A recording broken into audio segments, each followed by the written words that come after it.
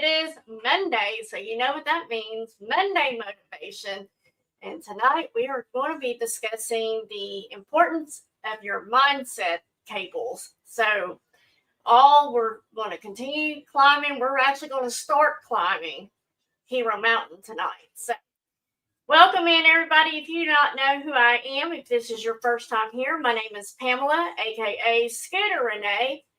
Sometimes I forget what my real name is, but yes, I am Scooterrenee. So welcome in. Glad to have you here. I'm your host of Monday Motivation, as I am for every Monday Motivation at 8 p.m. Central. Make sure you do all the YouTube things. You subscribe to my channel because not only do I do Monday Motivation, but I also do auctions on Tuesdays, Thursdays, and sometimes the weekend, and every now and then a Wednesday. A lot of times, every other Wednesday, we are over on Josie's place. Selena and I are. And so sometimes I'm over there every other Wednesday. But I do all that. So make sure you are subscribed to my channel because I do tell you in the community, on my community tab where I'm at. Welcome in all my OGs. You know who you are. I'm so thankful for each and every one of you for coming every Monday night. And then the playback crew, don't forget, if you're the playback crew, to leave me a comment down below. Let me know that you were the playback crew and answer some of these questions that we're going to be doing in the chat tonight. So I've been telling y'all that we're going to do some more chat participation. So tonight's the night. So get ready.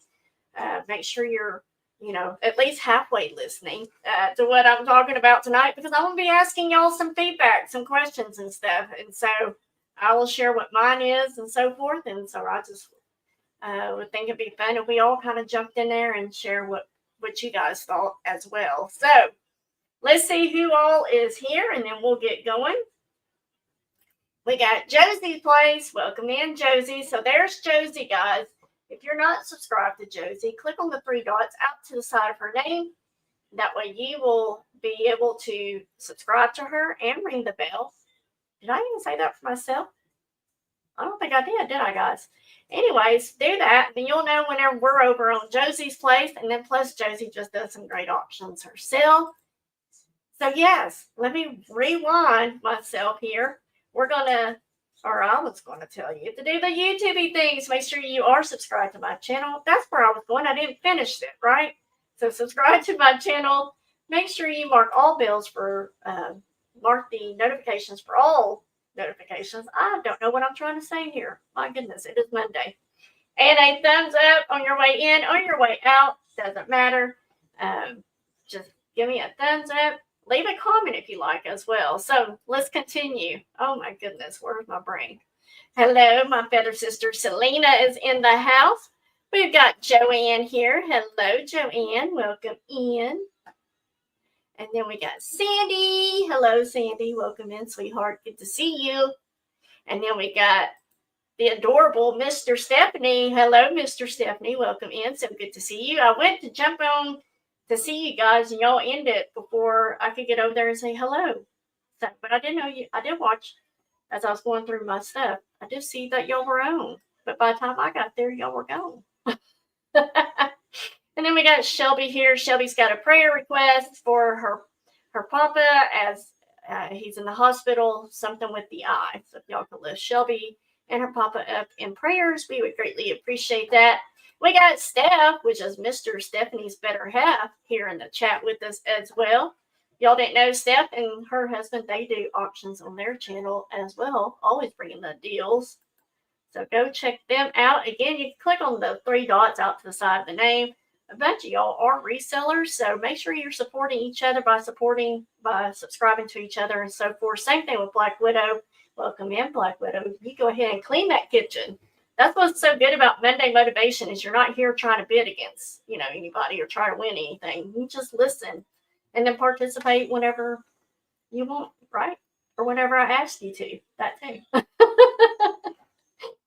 I saw that. Well, so good to see you guys.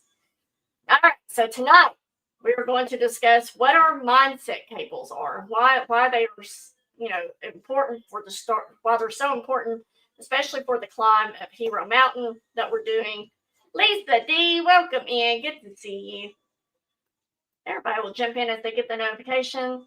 there's other great YouTube things going on. So feel free if you need to bounce back and forth, that's fine. That's why it's so good to be able to do the playback, right? But we have lots to discuss tonight. So we're just going to just keep on moving and jump right on in and everything. When I say mindset cables, you might be wondering what in the world could these even be, or why are we even discussing this? What makes this a great topic? You know, all that kind of stuff. But we have to build in these cables as we start our climb so that we are kept safe while we're climbing the Hero Mountain. So these mindset cables that we are going to be discussing tonight, they create a stability for all of the other cables that we're going to be adding in as we climb to get to the peak of Hero Mountain, so that we are kept safe while I'm jumping around my notes, sorry guys, for all the other cables that we will need to have to use as we climb. So if we don't strengthen these cables, they can become weak or easily cut against like the sharp edges of the mountain. You've all seen people, you know, using the rope to climb a mountain and everything. There's rough edges on those mountains. And if they're not strong, if they're not kept clean, the cables, they can easily rub and actually cut. So chances of reaching our own personal peak can be weakened if we don't have the mindset cable set and stable. So it's also important that we adjust and that we strengthen this cable through the decades of our life as well. So you've had this cable for your whole life as you've gone through it. So the mindset, hey Tammy, Dream Chaser, welcome in, good to see you. The mindset you have before a big race, y'all know I've done half marathons. Some of you out there might have done marathons or half marathons or even 5Ks. I mean, come on, they all matter. But before the mindset you have before a big race or climbing or working out or start of a project or even things like losing weight or whatever, when we do this, or the people who participate in doing any of this or other things, it keeps them focused on the goal instead of the valley that can be looming right below us. So the mindset that you prepare yourself before either an event or for life itself is so very important.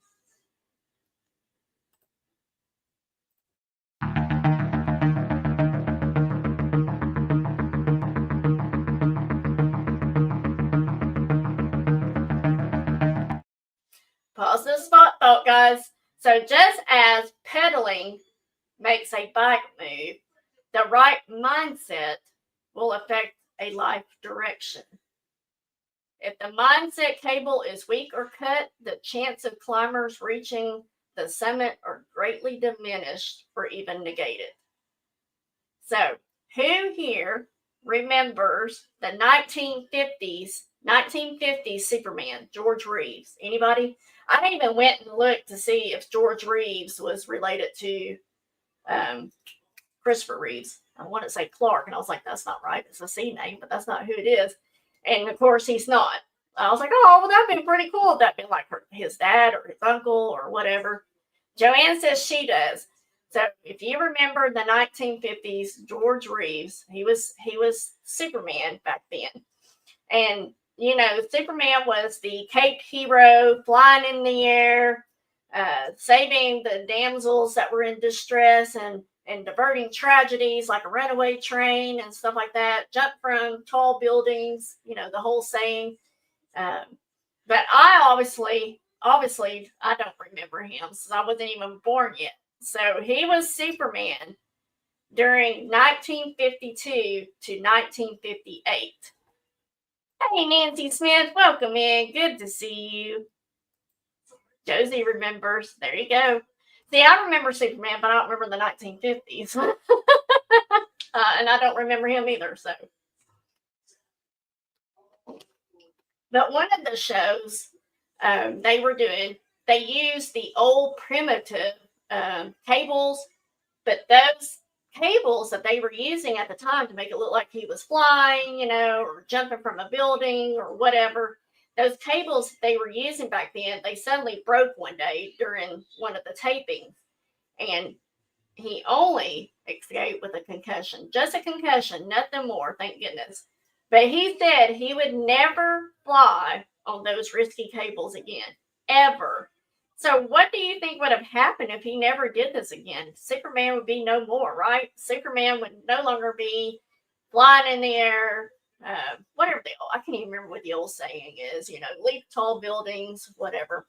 But as a result of that, the producers had to get creative, and they had to create alternate ways to create the illusion of Superman leaping off the tall buildings, which really ended up just being a springboard, if you want to know. So the principle still rings true to this day, that if the producers hadn't been willing to alternate a way that created the illusion, the broken cable could have completely shut down the whole entire production of Superman. All right, so chat participation time. Here we go. Question. Here's the first one for you guys. So those of you that would like to participate, just put your answers in chat.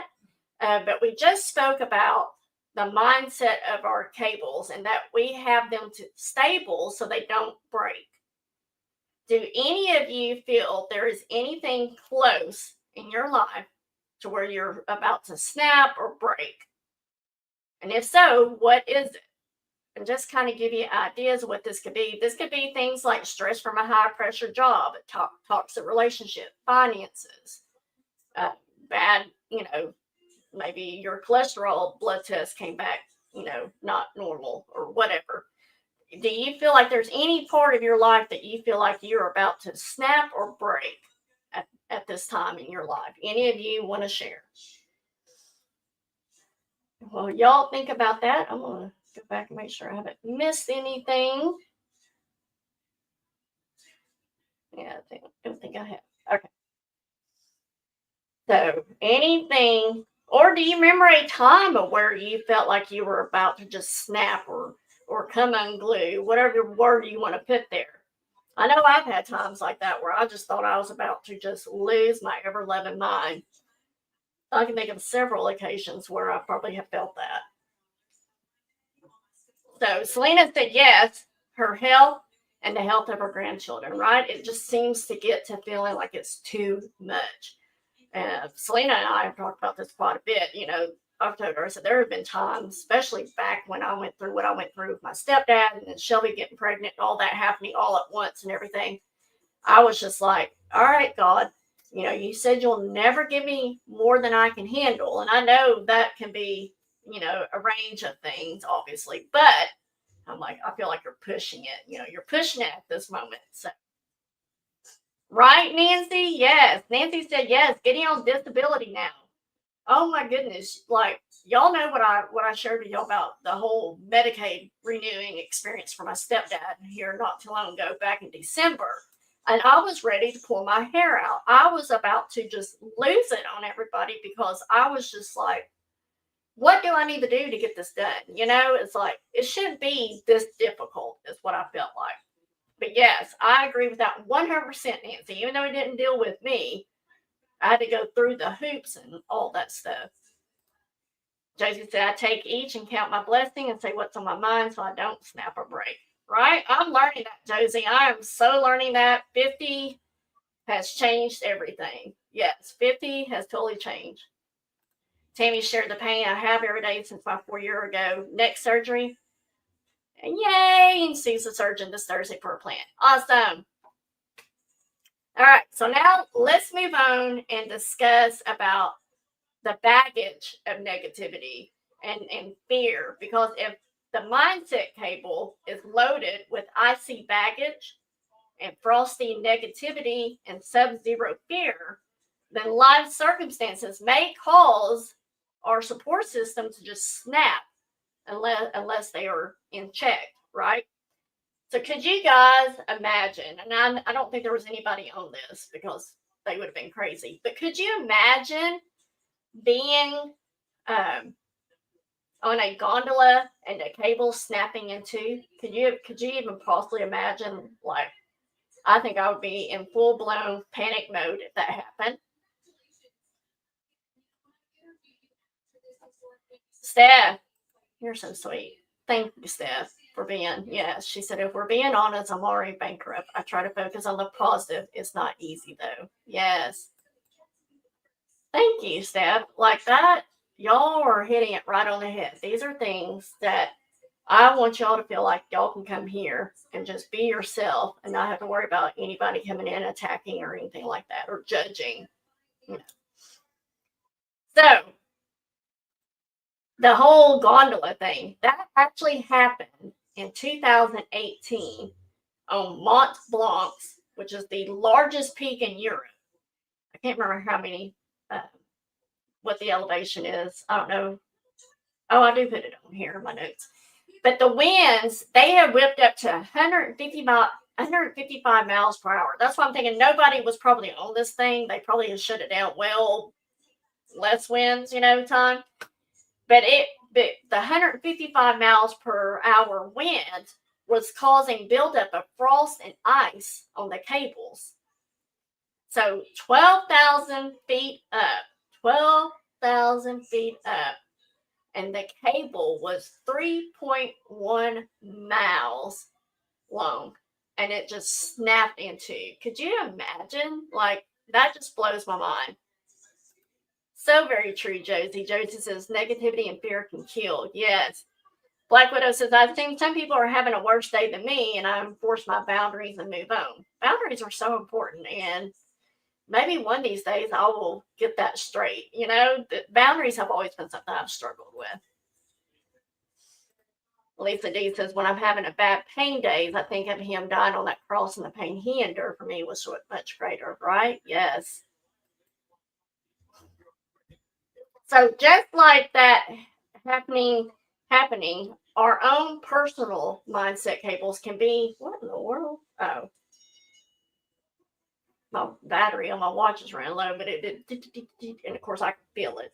Anyways, but our own personal mindset cables, they can be in danger of those high winds of life and loading down our cables with baggage of ice, the frosty negativity as well, and the fear of being at sub-zero. All of these life circumstances can potentially cause our support systems to snap. And that's why it's so important that we check and we reinforce boundaries, right? Black Widow boundaries. Reinforce and clean them periodically. Anybody in chat have ridden a bike before? Anybody? I used to ride bikes, but now I'm so rusty. I think Emma had to be 4 or so, and we were riding the bikes, and we rode outside of our neighborhood on the sidewalk, and I just fell right over in the grass. And Roadflow has not let me forget about that. He'll constantly remind me if we're talking about biking for whatever reason. He'll say, yeah, and then you fell over that one time. Yeah, so that's probably the last time I rode a bike. So I'm probably really, really rusty at it. But with someone that does bike races, or maybe you've done a spin class at the gym, they have where you clip in your shoes when you ride the bike. See, I'm not the only one.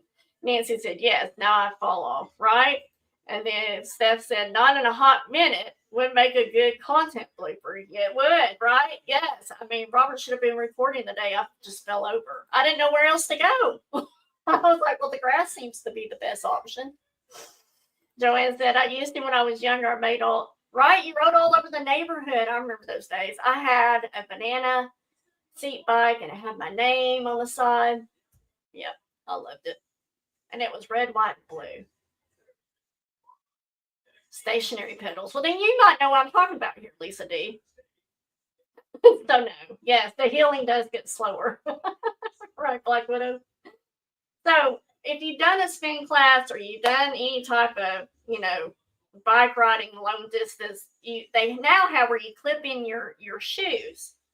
And so when you go riding, and then how many of you remember the 10-speed bike? Anybody remember the 10-speed bike?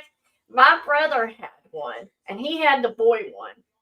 At the time, I didn't realize there was a boy one and a girl one, but apparently there's a boy one that has a bar across the top. And I wanted to ride that bike so stinking bad when I was little. I would say 8, 9, something like that. And I wasn't even paying attention to the bar going across. I learned quickly that the banana seat bike was much better than following that bar of the 10-speed. Of course, Shelby, I gotta hurry up and get home that day. I work at the flea market Saturday, and I gotta hurry up and get home because we always do pizza and we always watch the pay-per-view. You're so good, Shelby. Right, Steph, they were. My brother had one, and I wanted to ride that thing. I thought I could do it. Yeah, I learned wrong. Yeah, we have Peacock, Shelby, so we get to watch them. But I don't know. So I fell on that bar, obviously. But also, if you remember this, the 10-speed, they had gears, right? So you had to know when to downshift, to make it easier for you to pedal, right? If I remember right. And things like that. I don't even remember. It's been so long. Well, just like the clip-on shoes and knowing how to shift the gears on a 10-speed bike or whatever it may be, it's the same with our mindset. Having a positive, flexible mindset aids us when we are transitioning into different life stages. It serves as an assistance cable on climbing Hero Mountain, so it requires our full attention. Just as pedaling makes the bike move, the right mindset will affect the life direction. I think I said that earlier. It bears repeating again. So when we have to shift gears to re-strategize and regroup, that's what I want you to be thinking about. So what are the ingredients for success in this? And I already told Robert I was going to share this story. But Robert is a fantastic cook.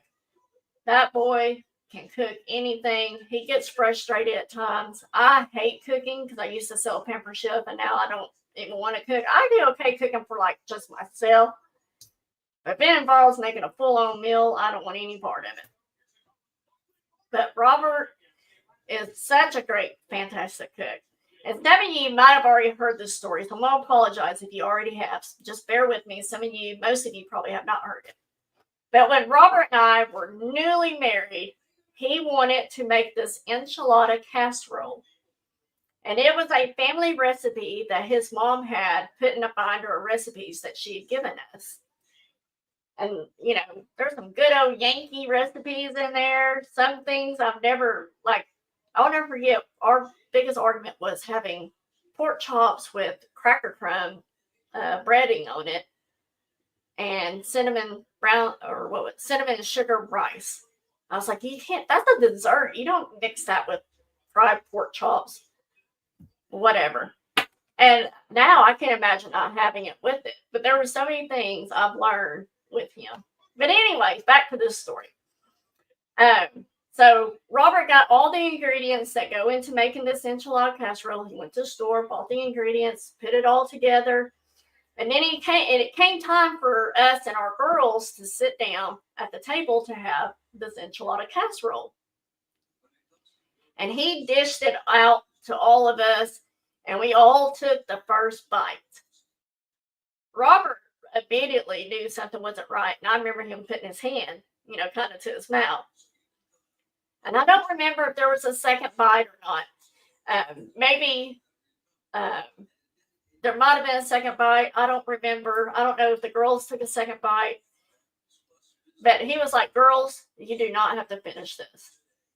Me, being the supportive wife that I want to be of him, kept on trying to eat it, And I think I even had like 2 little servings of it because I wanted to be the supportive wife. So let me tell you what happened. Let me read this real quick. Right, Steph? Yes. Surrounding yourself with positive folks is a huge ingredient. Yes. Joanne says she had a 3-speed. She begged her parents to get her a 3-speed bike when she started high school so she could ride her bike to school. I rode the first day, and I was the only one who rode a bike. Isn't that cool? Such a cool memory. Yes. That was the last time you rode your bike to school. So, anyway, so he tells all of us we don't have to finish it. And I kept trying to eat it. Well, in this recipe, it calls for evaporated milk. But Robert had accidentally picked up the wrong can because they look the same, they're the same size. But can y'all imagine what he picked up? He picked up sweetened condensed milk. Like I said, the cans are similar. And if you're not taking the time to read the can as you're putting it all together and everything, and you just assume you got the right stuff, you know. So, and I think it was a second or so. Robert finally went in the kitchen. He got in a trash can. He's like, oh my gosh. And, you know, instantly he knew what had happened. So, yeah, sweetened condensed milk and enchilada casserole. Let me tell you, that was good stuff. But using the wrong type of condensed milk reminded me that having the necessary ingredients is required for you to be successful, for my success as well. So, yes, sweet condensed. Yes, that, yeah. And here I was trying to be a supportive wife and still eat it. Crazy girl. But this mindset that we are setting up for our success of climbing Hero Mountain is the mindset of attitude, a mental state, and an approach or inclination. When we're at our midlife, we can either approach it with zeal and willingness to repurpose our abilities that we have, or we can approach it with stumble along the path of pessimism and desperation that weighs us down. And we all have to make this midlife choice. Discerning what is real and having confidence in the long-term experience may actually bring enjoyment and the thrill of the next challenge for you. If you have a mindset that holds you back from attempting to climb Hero Mountain, this is negative thinking, or some of you may know that this is head trash, negative thinking. Y'all know I love Zig Ziglar, and one of my favorite songs that Zig Ziglar and them came out with was Get This Thinking Out of Here. And let's talk about the head trash that we fill ourselves with. But what is the danger and what is head trash? Head trash is the lies that we believe, the false beliefs that are ingrained in us, or what we tell ourselves over and over. And we've heard it over and over. But they're false beliefs. It could be. It really could be. So, yes, I would agree with that. This has just become so important to me because of turning 50, you know. Not that I'm saying I'm going to live to be 100, but, you know.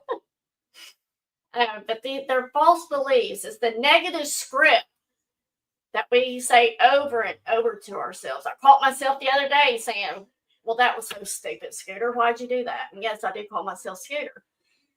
You know, and that's a negative script that I have said over and over to myself, regardless if it was true or not true, as far as being stupid and whatever it was that I did, you know. But this, if you think about it, when you have those, it can result in a panic and a fear. And when we allow that to take over, it can slow down our momentum and frustrate us and keep us from reaching our goals. Well, thank you, Josie. The negative thoughts and things that we say to ourselves can keep us stuck. We talked about being stuck. It's also known as the big snooze, the BS. So how many of us in midlife have said some of these things? Some of these will resonate with you. Technology is moving too fast for me. I've failed so many times, why try it again? Or how about this one? I won't make enough money to survive if I change careers. Or how about, my friends and family will think I'm crazy if I try something new. How many of us that do YouTube, that we do either talk channels or we do auctions or whatever, that our family or friends just think we're just absolutely crazy? Especially those of you that have quit your job to do this full time. Some of y'all might have. Well, let me rephrase that. Some of y'all might think that you have friends and family that think that you're crazy. See, that's a false belief as well, because did they say they thought you were crazy? Yeah, right? That's what I have to work through, and I get so angry at it. And Selena and I, we call it the good angel, the bad angel, the angel, the devil, whatever you want to refer them to. But they're true at the same time. So how do we get beyond such persistent head trash? How do we move beyond that? First thing to mention is that you have to realize that some negative thoughts and some negative feelings that you have, they do act as healthy warning signs. So you can't discount every adverse reaction. Making a change requires us to develop realistic expectation and to use logic, not just emotion. Usually us ladies are guilty of that. Not just emotion, to create and implement. When we do this with a business plan or maybe a new venture type thing, when we take action, that's the key thing there. When you take action, you don't just sit there and let fear and panic overwhelm you. You take action. These strategies will silence the negativity and the fear. When we implement these new ideas and thoughts, it also will bring in confidence. I say you do most anything if you put your mind to it. Tell me I can't, I'll prove you wrong. That's the one I love, Josie. That's the one I love. My husband was like, he wasn't saying I couldn't do it, but I had short, usually I allow about a year training time when I go do half marathons. And I kept this one like really, really short that I signed up to do. And it wasn't that he wasn't telling me I couldn't, but he wanted me to be thoughtful of, okay, your training time is a lot shorter than what you're used to. You know, there's a risk of injuries and things like that. But when he said that, do you think you can do this? It was on. It's like, because that felt like he was saying, you can't do this. You got to shorten. Not that he was saying that. Let me make sure I tell y'all that. Not that he was saying that. He just wanted me to be careful. So that probably right there could also be a healthy warning sign. So let's see. Selena or Nancy, I did say hello to you earlier, right? Right? I did say hello to you. I hope. If not, hello. I hate it when I forget if I tell y'all hello or not. Steph says, I've dealt with head trash, still dealing with it and working through it. Not necessarily things said, but fear, etc. that goes with it. And a lot of things instilled. Yes. And that's the biggest thing. And that's where those false beliefs come into play. Things that were ingrained in us to believe when we were so very little that we might not even be aware of. And even as we got older, things have become ingrained in us. So, but when you take action, it silences those things and it brings confidence to you. Preparation is the key here. Keith Jackson, which I got tickled at myself because I was thinking of Keith Jackson from the Green Bay Packers. I was like, did he really pass away? No, not him. But Keith Jackson, who was a sports commentator and also gave great advice to the athletes and everything. Nancy, I just want to make sure I covered you. Steph says, yep, Josie, I see things that people doubt me on more as a challenge and accepted type. But it doesn't make it easier as paths I typically walk alone, right? There's a lot of us that have walked along that same path, Steph. So that's why I love having this group here. But Keith Jackson, he said, don't be the guy they have to prop up. Always be prepared. We can't always be prepared for every roadblock that's in our life. But, and this is what he was saying, we can formulate a solid plan that anticipates future barriers. One of the other things I've talked to you guys before about this is we also fall into these trappings of comparisons, right? And this head trash that we've just talked about also plays us into the trap of comparison, comparing ourselves to other people and so forth. And it's only gotten worse because how many of us use social media? It's such a great thing to keep up with what's going on in people's lives. But that's just it. You just see the outer edges. You don't see the actual inside detail of what someone's really going through. That's right. That's right, Steph. I'm glad you're here. But social media, Facebook, Instagram, YouTube, TikTok, and so forth, Snapchat. There's so many that are out there and so many to come. But if we're not careful, we start measuring ourselves by these standards that we falsely see on social media. We start feeling worthless, inadequate, and these traps can send us off course. But it is possible to change the language that we speak to ourselves and the truth that we speak to ourselves that will keep us on track.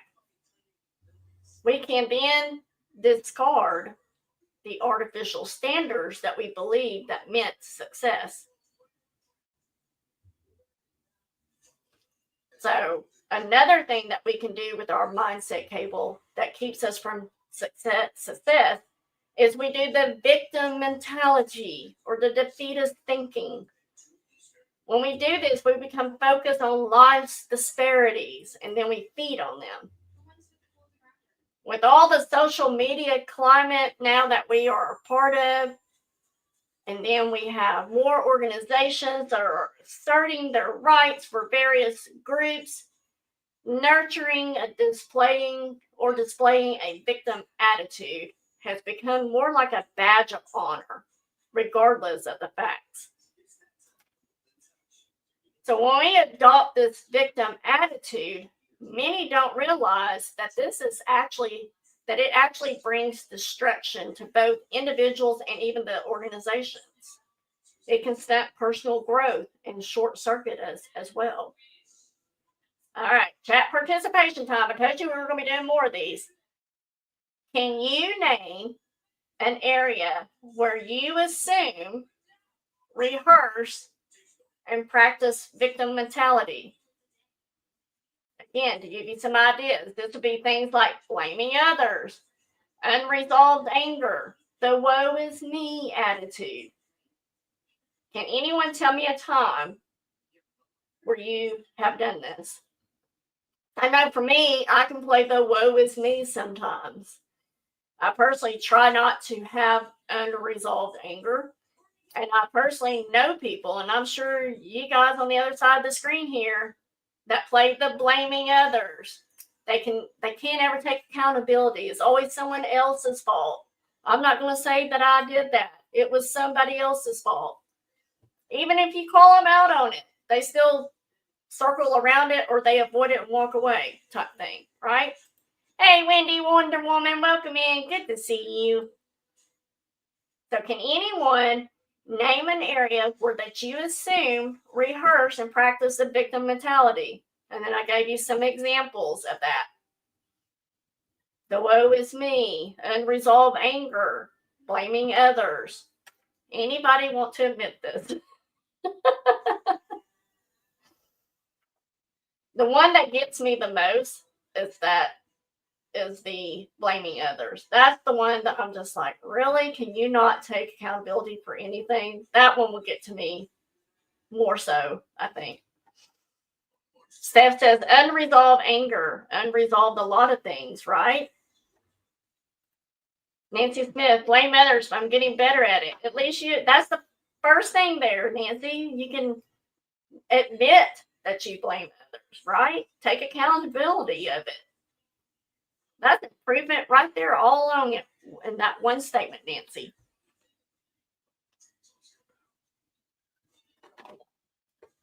Well, while y'all still think about it, let me go to this real quick. Josie says, took me years, but I got over staying angry. Right? It's no fun. It's just, it's poison. Is what it felt like to me. Because I used to have that with Robert's ex-wife, and understandably so. I mean, there are situations where it's understandable that you have unresolved anger sometimes. Same thing with my stepdad. But learning to let it go, forgiving for my purpose, for myself, for my purpose, to give me the ability to breathe and letting it go. That's it. Very true. Good job, Wendy. I love it. Think that could be turned around as well, and blaming yourself while enabling others. Yes. I like the way you think. Yes. So there are 6 ways that we can evaluate ourselves to see if we've fallen into the victim trap by doing a few following assessments. And I'm going to tell you what those 6 things are. Step 1. Y'all have all heard the book, but step 1 is, do I sweat the small stuff? Victims will note all the slights that they get, no matter how insignificant it is. They are noting that the barista that made their coffee, they made it wrong. They didn't add the extra shot of espresso or whatever. They didn't give them sugar free. I don't know how they would know, but I guess there's a way to tell. They notice if a colleague looks at them, or maybe it's someone in your family. It doesn't have to necessarily be work related, but looks at you without smiling, because if they didn't smile at them, they must be assessing them and criticizing them. Steph said, I really try to take accountability for my part in anything, even if it takes me a bit to get there. Letting it go is harder. Yes. Because we're all not perfect, right? We can't all be perfect. No expression? Yes, Wendy. And I have a best friend of mine. She lives about 3 hours from me, but we grew up together ever since I moved to Little Rock when I was 10. We did piano practice together. We went piano lessons, not practice. Anyways, but she was homeschooled because she was made fun of at school, and so her parents pulled her out. She was overweight at the time, and here we were, only 10, 11 years old. But she was made fun of, and so she was homeschooled, so she didn't really, interact. They didn't, now homeschool, they have programs for parents and the children that are homeschooled to go to, get to groups together to socialize and all that kind of stuff. Well, back then they didn't have it, or they didn't have as many. It wasn't as heard of as it is now. And so anyway, but I got several friends of mine, whenever she would meet them, told me that they feel like they're being assessed, that they're being snubbed or whatever, because, and Teresa, unbeknownst to her, when she would meet somebody, she would look at you and then she would just kind of look you up and down, and so people felt like they were being judged and so forth. And I brought that to her attention. I was like, I don't know if you know that you do this, but people feel really judged when you are looking them up and down. She's like, I didn't even know I did that. So she became conscious of it. Right? Yes. Very true. Anger is a waste of time. Yes. Express your anger and get over it. So things like that, that's how it can make someone feel if you're not, smiling, or you look smug or whatever. Or maybe they didn't say hello to you, so they must hold some deep-seated bias against them. That's what the victim mentality thinks. These everyday incidences, they lead to a faulty conclusion that makes a victim feel angry, bitter, and vengeful. So critics with the periscopic eyes really are out to get such victims and make their lives miserable. That's what the victims think, that they're just all out to get me, and they're just here to make my life miserable. So do you sweat the small stuff is your first assessment. Step 2, do I keep the record of a perceived slight or aggression and review them consistently? I don't know if you know anyone like this, but these victims, they keep a journal. They keep score, if you will. When they do this, it helps them relive each pain and increase their victim awareness. This in return exaggerates situations in their minds. People that just dwell over things. I could think of a couple. And then the bitterness, it just grows into this wanting revenge. They express all of their feelings. There's no hiding them. They do not see every slight to them is viewed as a personal attack or an act of discrimination. They do not see these exaggerations as evil, but as vital for them. So do you keep a record of wrongs or attacks and just relive them over and over? It's your second assessment that you make. Wonder Woman says, my mother used to say, don't waste your breath being angry because one day you'll wish you had that extra breath. Very true. I love that. Step 3, do I maintain a top 10 list of offenses against me? To remain a victim, you might compose a list of severest assaults against you. And these items of offenses may change and grow in magnitude throughout the years. So do you maintain a top 10 list of offenses? It's the third assessment. Step 4, do I routinely, I had this word down, martyrdom and well-rehearsed speeches. Just like if you're in sales and you have your 10-second speech, your elevator pitch that you do, and what you do at a moment's notice. If anybody says, well, hey, Scooter, what do you do? And boom, I just belt it out, not even having to think about it. Victims also have crafted a talk that details what their victimhood is. So all the sentences, they're going to begin with I or my, because they can't use or they refuse to use pronouns like we or you. It needs to be all about them, because otherwise, how will people know how much they have suffered? I'm sure after I say that, y'all can think of some people. So the fourth assessment is, do you have a well-rehearsed speech while you're the victim? Step 5, do I post my top 10 list as a reminder of life's injustice? Those that stay in victim mentality keep their list of top 10 offenses always before them, replaying past events and conversations in their minds over and over and with other people. Everybody knows their whole story. Posting recent injuries online is also effective for them. So all the world can see how they've been done wrong. These posts heightens their victimized status, and they draw in the other discontent souls that are out there. And that is what creates this social media buzz.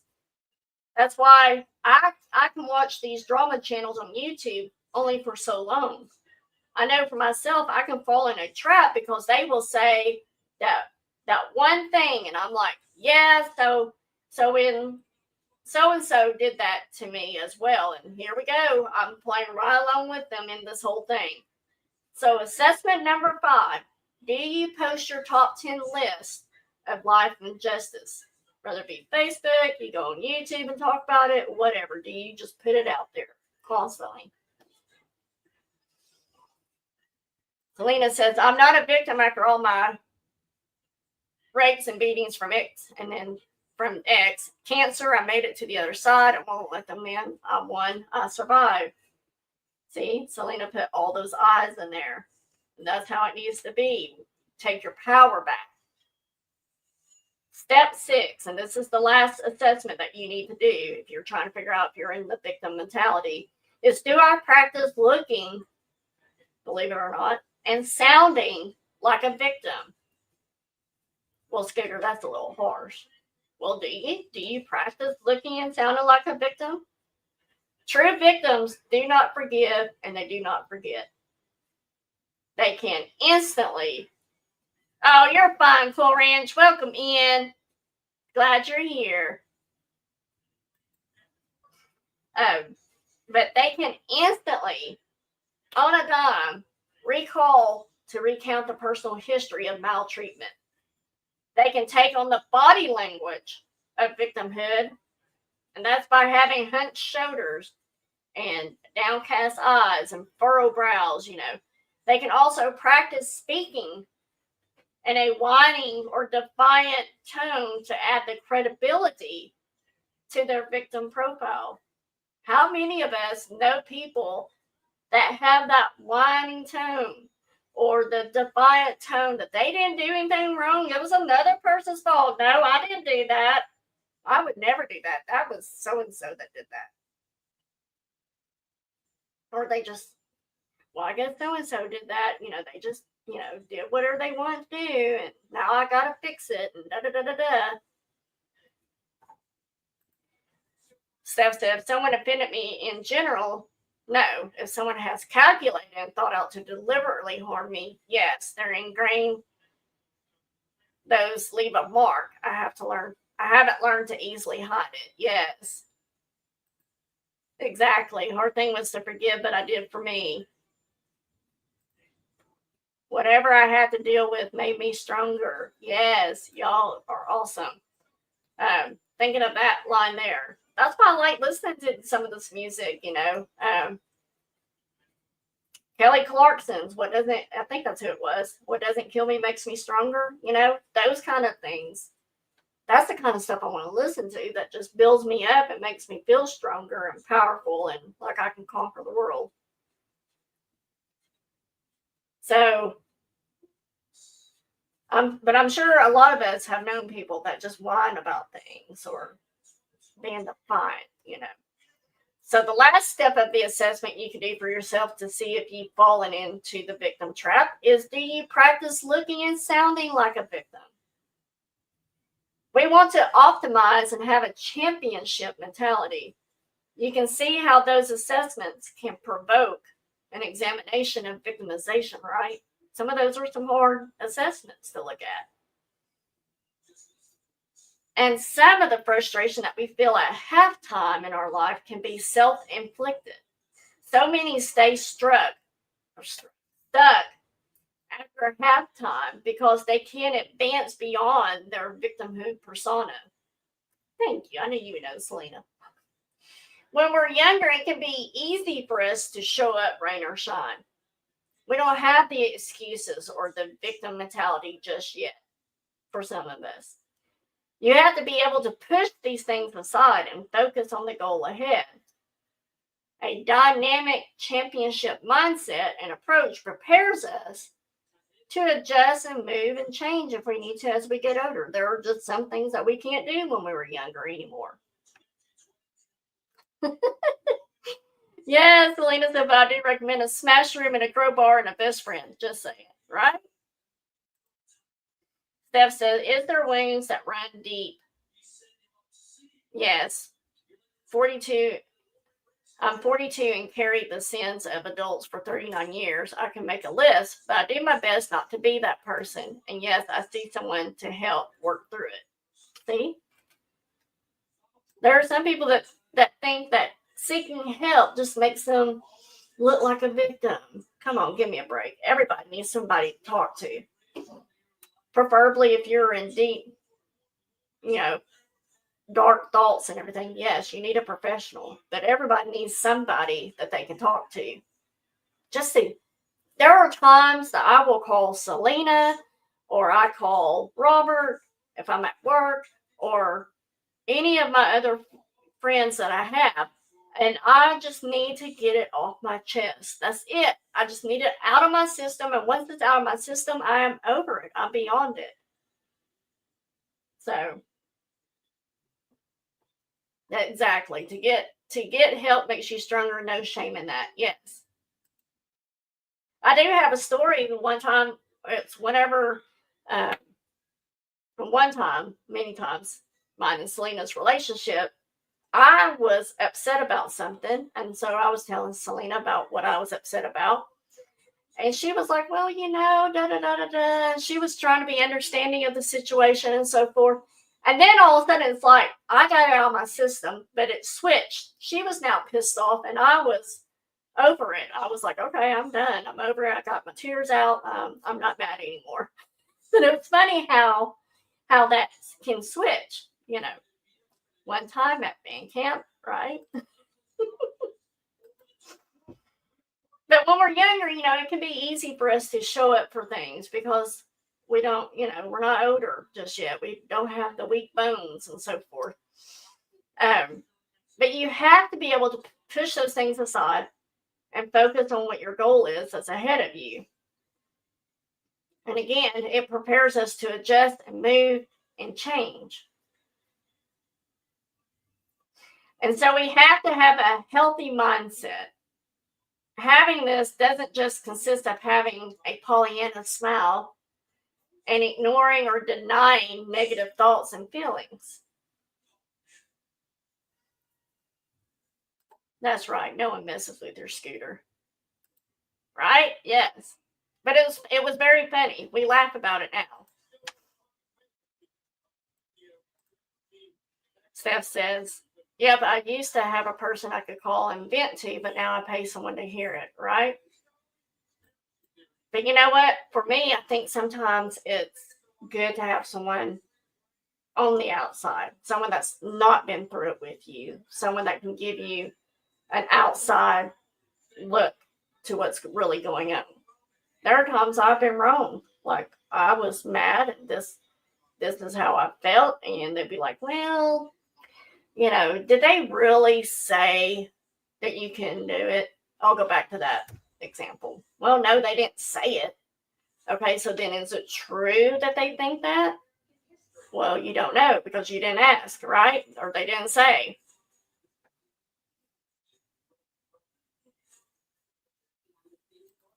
Lauren said, sorry, but I understand when I take on the anger when someone has hurt my BFF's feelings, right? Yes. I told y'all that my therapist has told me that I can't watch Lifetime because I have 2 X's in my personality, whatever, y'all know what I'm talking about, the SNJ, whatever, INSJ, whatever those are. Well, I had 2 X's. And she's like, so when you say you don't care, you really don't care, like going out to eat dinner. No, I don't care. Just give me a couple options. I'll tell you what I want. And then she's like, but you're so empathetic that you take on other people, like watching Lifetime. If somebody's beating up somebody on a show, you're going to be mad at your husband and he doesn't know what the heck he's done, So maybe sometimes that's true, but whatever. So how many of you have been driving alone? You're just driving alone to work or to wherever, running an errand, whatever it may be. And you're thinking about what you want to accomplish for the day. Maybe it's first thing in the morning and you're like, oh, I need to do A, B, C, whatever. Or maybe you're thinking about what all went on throughout the day. Maybe it's the end of the day and you're kind of rehashing things that happened that day. But what you have left to do, what you still need to get home and finish doing. But you're driving along and in your thoughts, and you're not really kind of, how you sometimes have those, you're not really there type episodes when you're driving, which is not the good time to have those. But then all of a sudden the tire blows. What happens immediately when the tire blows? Josie says, some don't really know how strong I am until they try to give me crap, right? Good night, Tammy. Selena says, Scooter had to hear my screams and crying exactly when I found out about Amelia. That is a bond you can't break. And that was my lowest time. Yes. Right there in the raw of it. Steph said, Scooter, I've buried all those people, but yes, that was my type of person I could call and they could be real with me and give me the talk I need, not what I want to hear, right? There are times I've asked my daughter for sure, Harley, I'm like, do you want me to sugarcoat it or do you want me to give you my honest thought of it or my honest opinion or what I really think about it? And more times than not, she'll say, go ahead, Mom, tell me what you really think. And then I'll give her my honest view, how I view it, So if you've ever had a flat tire, if your tire's ever blown while you've been driving or whatever, stress becomes escalated. You might feel panic trying to seek a safe place to be able to pull over. And the panic and that adrenaline of what just happened, it might even make you produce undesirable actions like swerving too quickly and causing a wreck. Just like a blown tire, and an eruption of one's life can manifest itself in unhealthy habits, bringing on those toxic relationships, the bitterness, the anger, and even an emotional meltdown. God knows I've been there. So you need to identify your true feelings and then actually take the time and write them down. These feelings that leave us agitated, discouraged, are real feelings that we are having. So you need a way to channel those feelings and express them. As you write these down, have the positive self-talk,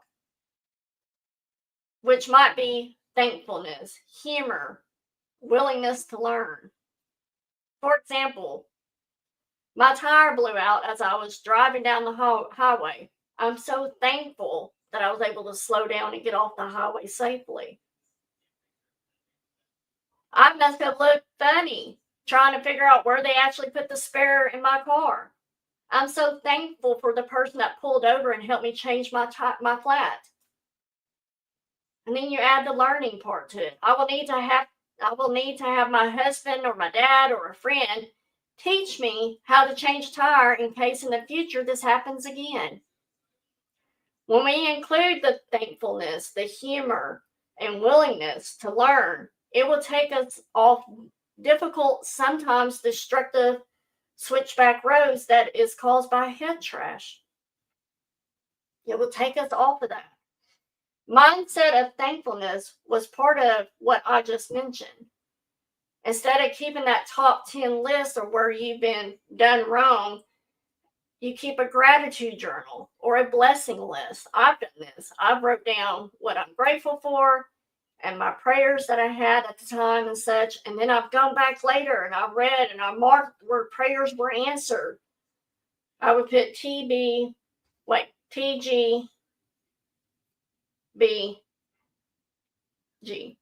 To God be the glory. Okay, 5 letters. But I would do the acronyms. Y'all know I like the abbreviation of it. But I would go back and I would mark those to see where I had been blessed, where prayers were answered and everything. You also want to focus on simple pleasure and gratefulness several times a day and repeat it. And these certain pleasures, they can be certain smells. Maybe it's the morning dew. Maybe, certain flowers or whatever. The freedoms that you have, the fantastic view outside your window. Maybe you have a beautiful, gorgeous mountain that you can see from your window. The devices that save time. I mean, yeah, sometimes the cell phone can be horrible, but it can also be a lifesaver. It saves times on certain things. Fresh flowers on your counter. Maybe that's another simple pleasure that you have. Aristotle said, we are what we repeatedly do. We are what we repeatedly do. Excellence, then, is not an act, but a habit. So make a habit of focusing on simple pleasures of life. Selena said, it's funny that the people know me well knows I'm livid or fixing to blow because I put on a poker face. I think those know me say, I saw your face and knew, or one word, and they know, right? Selena will sit there and go, okay, well, I'll talk to you later. No, you're not. You're going to talk to me now. You're going to tell me now what's bothering you. You can't live without true friends, right? The ones that are there to support you, but there to also tell you what you really need to hear at times. Philip Simmons was an English professor and author. Maybe some of y'all had heard of him. But he had learned that he had ALS. And at the time that he was diagnosed, he also had 2 small children. He learned he was going to have to say goodbye much sooner than what he thought. So he learned the art of living. He passed away in 2002 at the age of 45. That's just 5 years younger than I am now. And I realize now I have fallen short at learning this because I think my problems are so big. But in his book, Learning to Fall, he described his routine. He says, Each day that I can get out of bed in the morning, I am blessed. Each day that any of us can move our limbs to do the world's work, we are blessed. And if limbs wither and speech fails, we are still blessed. So long as this heart beats, I am blessed, for it is our human work. It is our human duty, finally, to rise each day in the face of loss, to rise in the face of grief, of debility, of pain, to move as the turtle moves, her empty nest behind her, and her labor coming to nothing, up out of the pit and towards the next season's doing. You see, he wrote about living despite a degenerative illness bent on emptying me out 1 teaspoon at a time. So as you make your gratitude, your blessed list in your journal, you can pull it out each day with a grateful heart, replaying the positive language you created. It is a significant step in combating the mental negative code that can overtake you. Chat participation time for you guys. So, question for you guys, and I want you to share. How will you develop an attitude of thankfulness? Can you list 3 things right now that you are thankful for? I can tell you first and foremost, I am so thankful for my husband. I will always be thankful for him. He saved me at a time that I needed to be saved. And so therefore, I will always be thankful for him. I'm thankful for my boss, Matt, and the job that I have, the flexibility that he gives me. No question asked type work, type thing. He just knows that I'm loyal. He knows I'm going to show up and I'm going to get my work done. And I'm thankful for the family and the friendships that I have. So what are 3 things that you can think of at this moment that you are thankful for? And how will you develop an attitude of thankfulness? Talking about the journaling thing, I thought about going back and doing that because I can go back and look at that now and I can just see so many times that the good Lord blessed me, that the good Lord answered, a prayer. Or maybe he didn't answer a prayer, but here's the reason why it wasn't answered. There was something to be learned from it. Steph said, used to listen to positive affirmations and gratitude every morning, right? I've told y'all with affirmation, if there's a certain affirmation that you love, write it on your bathroom mirror so you can see it each morning. And then say it out loud because you're either going to start believing it and or you're just going to have a good laugh every morning as you say it. Nancy Smith says, getting up today, Jesus' salvation. Yes. Selena says, God's guidance, love, ones, and friends. Everything else can fall apart. Do you have those 3 things? If you have those 3 things, you're golden. Lisa D says, God, the parents that raised me, my 3 kids and grandson, faith and family and friends. Cool Ranch says, God, husband, family, and being cancer-free. Amen. Right? And if not, do, Selena says. Josie says, Jesus in my life, family, and friends. And Joanne shares, I'm thankful for my family, for having the best childhood with lots of friends. Also for my best friend of 50 years and my twin. Yes. Right, Cool Ranch? There is so much more to be thankful for. But we only have so much time. But yeah. If you're looking for a way to kind of get yourself into a better mindset, a healthy mindset, write this stuff down, guys. Put these things down that you're thankful for. You're thankful that you even woke up. You're thankful that you were even able to breathe. That, even if it's small things, write them down. I'm thankful I was able to eat a Pop-Tart this morning. Whatever. It can be as silly as you want it to be, but write down what you're thankful for. And it'll start changing that mindset that you have. You see, we all have the same things. That's why I love you all. So, How many, Wendy says, thankful for my husband and our son, aka my miracle child, and I'm thankful for my faith and being true to myself. Amen. Yes. So how many of you can actually laugh at yourself? You know, if you do something silly or whatever, you're able to laugh at yourself. There's a lot of things we can find to laugh about, rather at ourselves or other things. And we can develop the mindset, the ability to laugh at ourselves as well. See, there you go. I can't wait to eat steak. Yes. Joanne says, thankful had a bowl of ice cream earlier. Yes. Y'all getting it? Y'all are getting it. So there's a hormone system, especially in us women, that is benefited from laughter. It reduces blood levels of detrimental stress hormones, cortisol, y'all know that one, and some other word that I couldn't even pronounce. I didn't even list it, but there's one other hormone.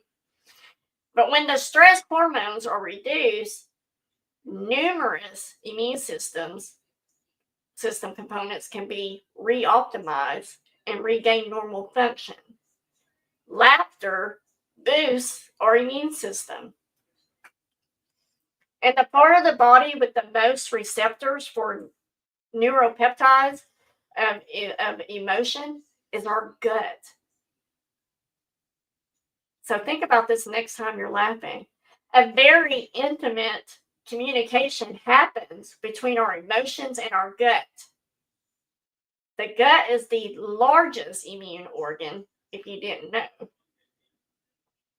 And if you pay attention to your body the next time you do get the giggles, you're laughing, you'll notice that your lower belly, it moves, right? It jiggles, especially if you got any weight like I do. It jiggles when you laugh. Healthy laughter relieves stress and connecting the body with the brain, which empties out the head trash. I know, I thought about you on that one, Selena. She says, oh, you know I laugh at myself. Wendy says, all the time I'm laughing. Josie says, I laugh at myself all the time. Steph says, I can laugh at myself, but it's not always funny, right? Selena says, it's funny when you're on the phone with other and you're fighting and answering yourself. I do it all the time. Yes. No, Sandy says, Selena's guilty of healing me then. Yes. And we need those type of friends that we can laugh with and laugh at ourselves and laugh at them. And, you know, Selena and I, we're constantly picking on each other, especially when we're live on doing our auctions. And people were like, boy, Scooter was really making fun of you. And Selena's like, no, she wasn't. Selena and I know what type of friendship we have, and we're comfortable with each other. We know we pick on each other. If we didn't love each other, we wouldn't pick on each other type thing. So, yeah, we're not making fun of each other. We're not, you know, going, ha, ha, ha, look at her type thing. We're laughing because we know we can. We're comfortable with each other on that. And it's healthy. It removes the head trash. All right, who's ready for another chat participation? Here we go. How can you add laughter to your life? How can you add laughter to your life? What's one idea that you can do to add laughter to your life? I will tell you what Robert does here in a second. Wonder Woman says, I love when I'm in a room working on something, then all of a sudden something triggers my memory, and I think of something I did or said. Mispronounced, right? Me. Cool Ranch is always correcting my pronunciation. And laughing at me. See? She laughs at me when I mispronounce things. Or misspell, and I just start laughing. Yes.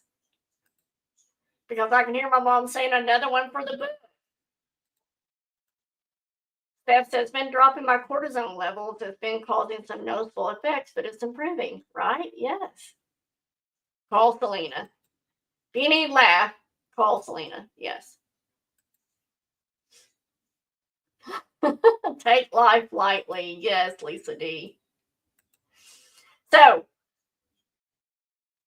adding laughter. That's right. Call Selena. Yes. So, Robert, or as y'all know him, Roflo, or Broflo, as Cool Ranch calls him, He watches a ton of funny dad jokes, blooper videos, and funny videos when he gets home from work. Always. Or he might even watch them throughout his day. I know he does on the weekend. I don't know what he does for his work day. I know he's usually super busy, but he does this, and I've always like, why are you always watching it? Now I do it. But why are you always watching those? And he said it's just a way for him to decompress and get himself in a better mood, especially if he's had a hard day at work. It gets him in a better mood. He's laughing. That cortisol, type thing. So what can you guys do to add more laughter to your life? That's just one of them, watching funny videos. Corinne says, I can make myself laugh just by trying to bake something like it's ever going to change. That I always kill the yeast in my bread. That would so be me. Josie said, you have a choice in life. You can be happy or sad. Right? So Wendy's gone through that with adopted Richard Kim. They're joking, but sometimes other people don't think they are, but we are. We are.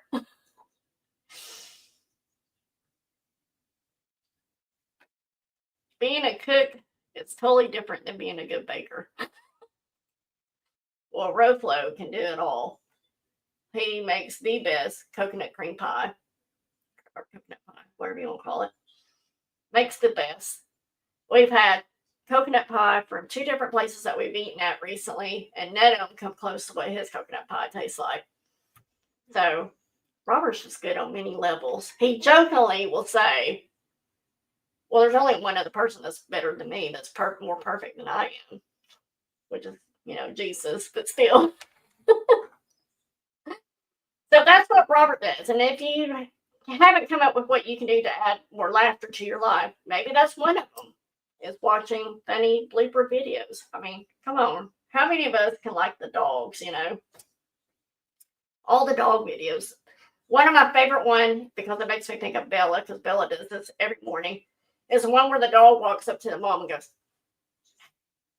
I thought I'd let you know that it's 7:03, and usually I eat at 7:02. Just thought you want to know. But it's just funny because it's always the sweetest puppy with the sweetest face that's doing it.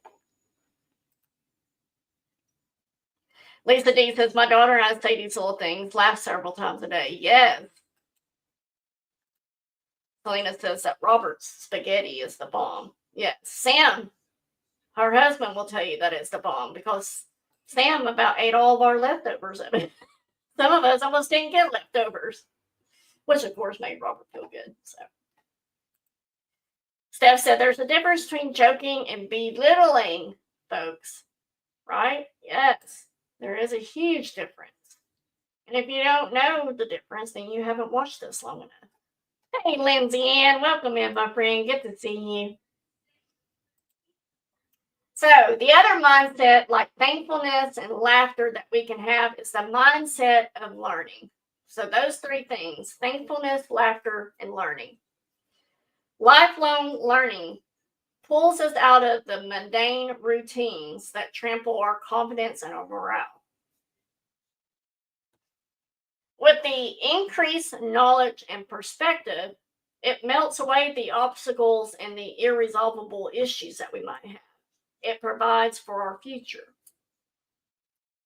Keeping your mind active with learning, doing puzzles and such, can also somewhat curtail the symptoms of dementia and Alzheimer's.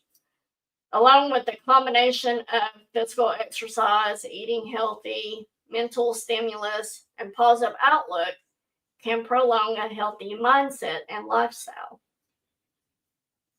If you don't know what your learning style is, there are short online surveys to help you determine what it is.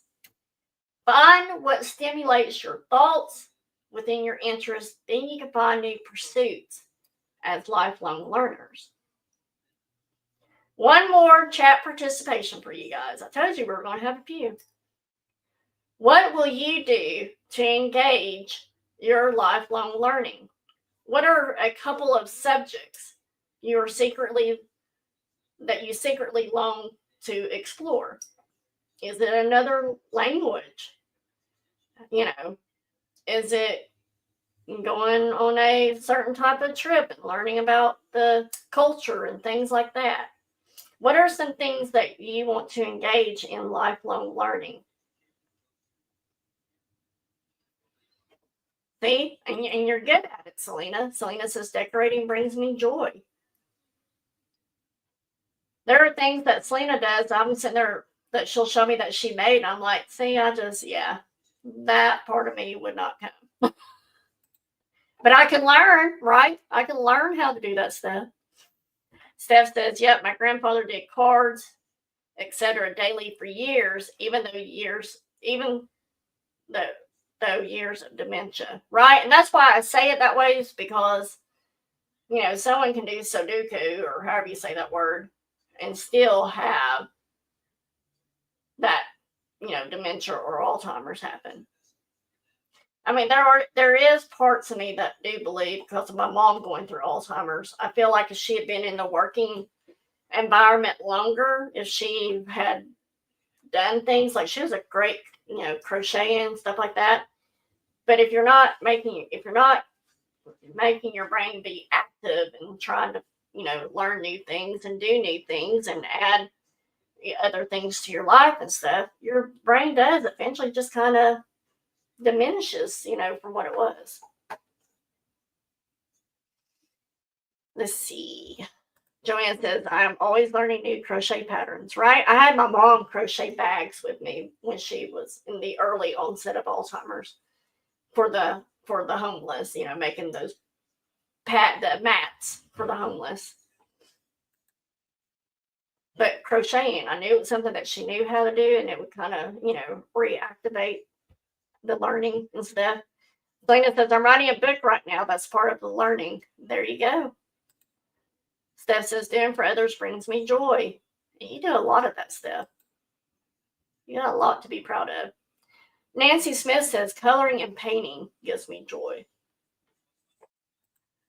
Right, Lisa D? Lisa D says, Selena amazes me how beautiful she decorates. Yes. Cool says, this may not sound fun to all of you, but I'm going to learn to prepare our own taxes so I don't have to pay someone else. I'm doing all the bookkeeping anyways. Yes, but I will willingly pay someone else to do my taxes, so if it comes to a point where I'm being audited, my taxpayer takes care of that. Or my tax preparer, not payer. God, I wish. My tax preparer has the answer to that. I don't want to talk to the IRS. Josie says, I work 7 days a week and think that's enough. Right? Yes, but look at you, Josie. You're an amazing woman. Like, a lot of us would not guess the age that you are. You're spunky and feisty and all the good stuff.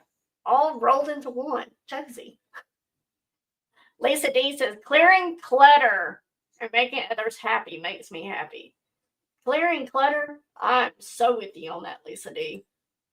It might take me a little bit to get there, but I get there. And once I'm there, it's like, yeah, I got to clean this up. Because if I don't, my life's still going to be chaotic. Joanne says she's crocheting now. There you go. Like, my sister-in-law's been crocheting and stuff, and I'm just like, man, I'm starting to get that itch again. And Robert's like, no, you never finish. No. Steph says a dirt road, 4 windows down, and jamming. Yes, brings her joy too. Yes. Corin says, my brother has prepared taxes for 20 years, and I've caught more errors of his than Mike and I can count. Wow. Then yes, I would do it. All right, guys. Let's talk about our halftime brain, shall we? Many women experience the halftime brain just like the mommy brain, or the prego brain that we had before we even had, before the child was even born. Well, you have the halftime brain. And the halftime brain, however, has the potential to override the most career-oriented woman's circuits. One of the most obvious symptoms of this shift is the desire to chuck. Here we go, Lisa D, is to chuck everything and maybe everyone possibly in your life and start life over. Midlife can rush down like a waterfall, leaving women less worried about impressing others. Some of us said earlier, now that we've hit the certain age, we don't worry about some of the stuff that we used to worry about. It doesn't matter anymore. Staying angry doesn't matter anymore. I'm decluttering, though. It looks like a bomb went off in my house. Selena. See, I just learned recently, Lisa D, well, within a year, that those circle things, I've never known what they were for, but they were to keep up with, where you were at, where your last stitch was or whatever. Genius, I think. Because mine starts going this way, and then maybe this line's going, no, usually it goes this way, and then this one becomes here, and then this one comes, it starts going this way. It's diagonal.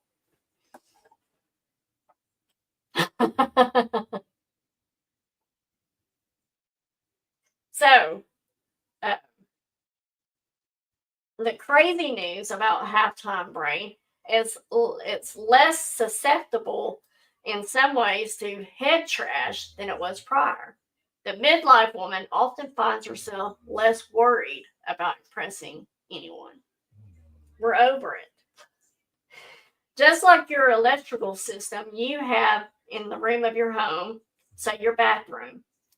If a circuit blows while you're trying to dry your hair because you washed your hair, you're getting ready to go to an appointment outside of your home, or you got an errand that you need to run, can be a very inopportune time for that circuit to blow, right? You don't want to go to this appointment with half dry hair and half wet hair. If you remodel your bathroom and the electric gets upgraded, then blow drying your hair or curling your hair or using an electric shaver or whatever, the circuits become reliable then, right? Nana Tink. Whoops. There she is. Welcome in, Nana. So good to see you. Steph says, like, who wants to start over? But chucking sounds good at times. Amen. It does. Like, yeah, out of here. Go, go. I think men hit it a lot sooner than us women, though. So, if we can see the connections with our halftime brain, we would see the circuits between the emotional processor and the prefrontal cortex, which is our emotion assessment and judgment area, and we would be fully functional and consistent. They are not overamped and short-circuited as easily as they could be at certain times of the month, like before. So, it is a deliberate choice to develop a health mindset during halftime. The transition to positive thinking at halftime in our lives requires to be a deliberate choice. You can choose to keep treading in stagnant water or reassess and implement a renewed attitude and fervor to grow, learn, and change. So thankfulness, laughter, and a lifelong learning desire is what scrapes and cleans our IC cables that we talked about earlier that could easily snap. Having a positive mental outlook will help you climb, and all of us to climb our hero mountain successfully. All right, let me go up here. Borrowing that blanket, hey y'all. You're fine. No worries, Nana. I'm just happy to see you. I'm a daydreamer and night thinker, which usually means overthinking everything, and that is always no bueno. Yes. That's right, Steph. So true. All right. Thank you guys for starting off your week with me for Monday Motivation. I hope there was something that y'all got out of this, that there's something that you're going to implement going forward and stuff. Oh, you're fine, Wendy. I can read it. I speak Selena-nese. I speak Cool Ranchanese. I speak any of y'all's language. So, tomorrow night, I will be on with my Feather Sis Selena for one fry short of a Happy Meal at 7:30 p.m. Central. Wednesday night this week is going to be my off night, and that will be every other week as well. But I'll be back Thursday night with Cool Ranch Dorito, my sister, at 7:30 p.m. Central. Who knows what else I might get into? Who knows? So make sure you are subscribed, that you have the bell marked for all notifications, and don't forget to leave your thumbs up for tonight. Multilingual. I love that. Cool. Yes. Exactly. There it is. All right. Steph does have a serious question. So ask the serious question. I always hate it when I get out here so quick at the end, and then certain things will scroll, and I'm like, I need to answer that. You can have the extra nugget this week. I will gladly share the extra nugget with you. Because we won't have the extra fry, because we're always one fry short. But you can have the extra nugget. My throat also just got dry. All right.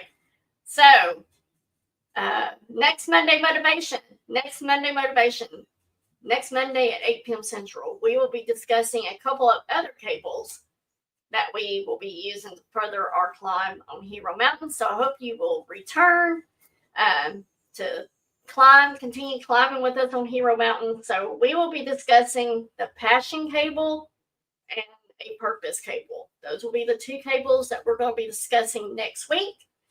Remember, it's important that we keep our cable line straight and clean from the icy baggage, the frosty negativity, and the sub-zero fear, so our support system doesn't snap on our climb up to Hero Mountain. Rest up and be ready to continue the climb next week. Now let's do this thing. Good night, everybody. Mwah.